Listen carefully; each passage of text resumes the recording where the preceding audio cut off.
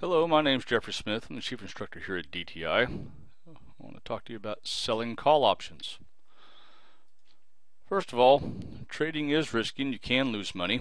Past performance is not indicative of future results. And of course, if you can't accept or afford the loss, then do not take the trade. When we're looking to sell call options, that means you're not already long. That means you're not covering a position. You're looking to go short the call option. It gives the right to buy to another party. That means you're selling them that right.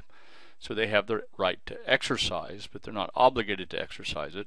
But you, being the seller of the option, are obligated to fulfill the contract if they decide to exercise.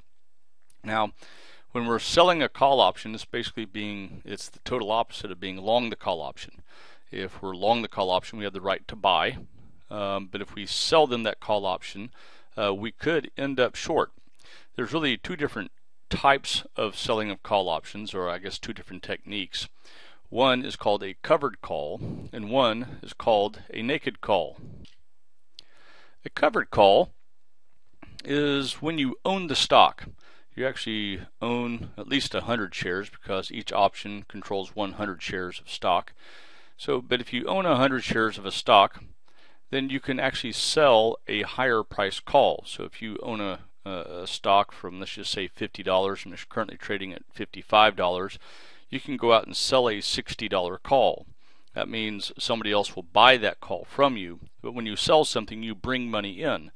So you have a way of bringing in income off the shares that you already have.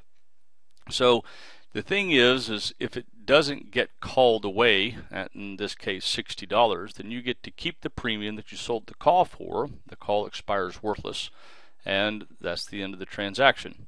Then you can go out for the next month or the next week on weekly options and sell another call and continue to bring in income off of these calls. However, if it is called away, that's okay also. You gave somebody the chance to call your stock away. They exercised their right. They took your stock away, but it was at a profit anyway. So now you can always look for the stock to correct back down and look to enter at a different price. A naked call is a little different.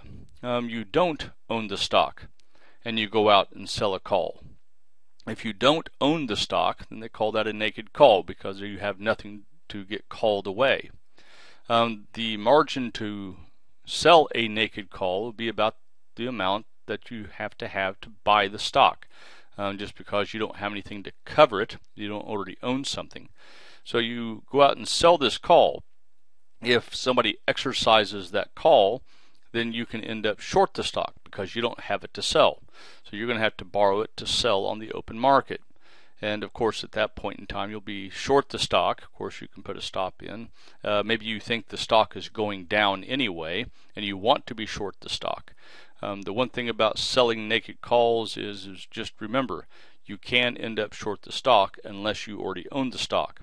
So if you don't want to be short the stock when you don't own the stock, it's probably not a wise decision to go out and sell naked calls.